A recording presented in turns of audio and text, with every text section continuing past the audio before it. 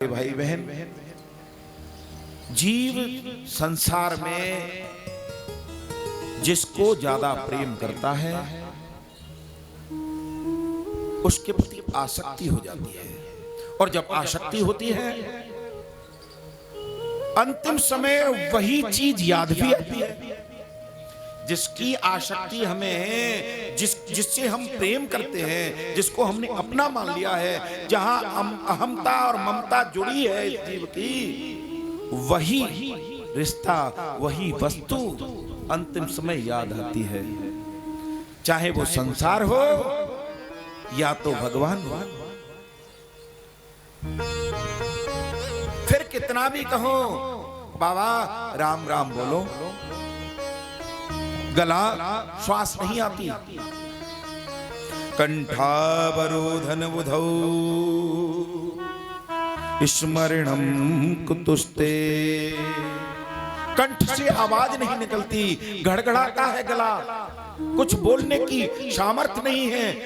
गंगा जल डालते हैं, तुलसी का पत्र डालते हैं, बुलवाना चाहते हैं, बाबा बोलो जय सिया राम, देखता है बाबा लेकिन मुख से आवाज नहीं निकलती।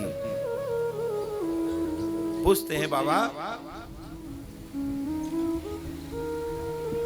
राम राम बोलो, अरे तुझे राम राम की पड़ रही है, मैं कितनी कष्ट में हूं, मेरी कितनी पीड़ा है, तुझे राम राम की पड़ी है। आवाज भी निकल जाए तो बोलेगा नहीं, उसका प्रारब्ध उस समय उससे प्रभु नाम नहीं निकलने देता। फिर बहाना बनाते हैं। कोई सज्जन कहता भैया ऐसे नहीं बोलेंगे, अब लग रहा है ये जाएंगे, इनके लक्षण दिखाई दे रहे हैं, इनके दामाद को बुलाओ। दामाद जी आए, दामाद का नाम जगदीश था।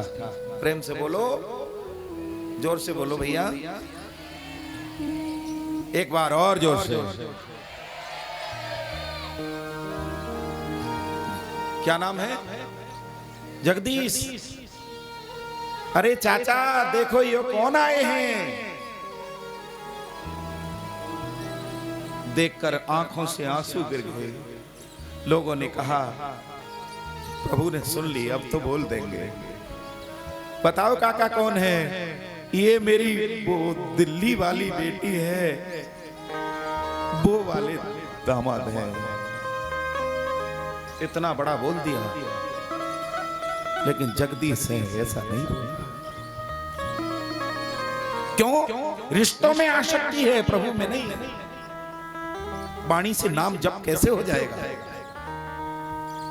वाणी और मन पवित्र है ही नहीं, अंतिम समय कैसे याद आएगी? कहीं न कहीं कोई न कोई सूक्ष्म वासना मन में है, वो याद आती है। कभी कभी मोह और आसक्ति यहां तक गिर जाती है, अंतिम समय है, पड़े हैं बिस्तर पर, जाने का समय है।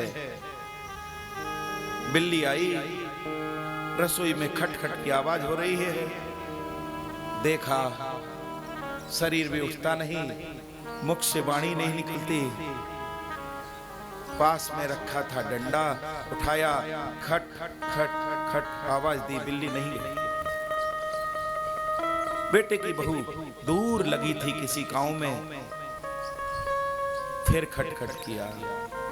बड़ी आज्ञाकारिणी थी, बड़ी सेवा भावी थी बहू, दौड़ कर आई। हाँ बाबूजी क्या हुआ?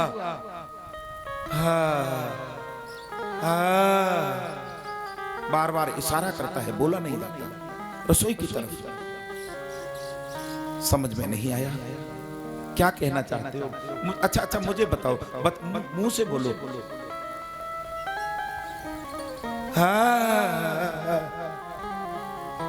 समझ में नहीं आया, दौड़ कर गई, पति को बुला के लाई। बाबूजी कुछ बताना चाहते हैं, दौड़ कर चलो। दौड़ कर आया। हाँ हाँ हाँ हाँ बताओ पिताजी क्या बात है? आवाज भी नहीं निकल रही, बार बार इशारे करते हैं। क्या है वहां?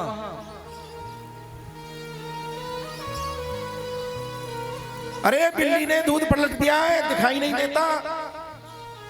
छोरे ने सुना, शायद बाबूजी कह रहे हैं कुछ गढ़ा रखा है, उसको खोद। अभी मैं बताने के लिए हूं, मेरे जाने के बाद फिर नहीं मिलेगा तुझे। जाकी रही भावना जैसी, प्रभु मूरत देखी तिल जैसी। बेटा दौड़ कर गया, समझ गया बाबूजी समझ। अरे पत्नी ने पूछा क्या समझ गए? वो चुप रहे तू, चुप, आवाज नहीं, भाई सुनेगा पड़ोस में। चुप, गेट बंद कर। फावड़ा लेकर आया, बाबूजी बताओ कहां खोदना है? बार बार दिखाई इशारा कर रहे हैं, रसोई में दूध फैला पड़ा है। वो बर्तन जिसमें दूध था, बिल्ली फैला गई। इशारा कर रहा है, बाबा दूध फैल गया, नालायक, फावड़ा लेकर घूम रहा है। इशारा किया, रसोई के गेट के सामने फावड़े से तड़ातड़ जमीन खोद डाली, बहुत बड़ा गड्ढा कर दिया। लेकिन वहां तो मिट्टी कंकड़ के अलावा कुछ नहीं निकला। बाबूजी यहां तो कुछ नहीं है। आंखें निकाली, क्या कहे, आवाज नहीं निकलती। बताना चाहते हैं कुछ, उससे बहुत प्यार करते हैं ना।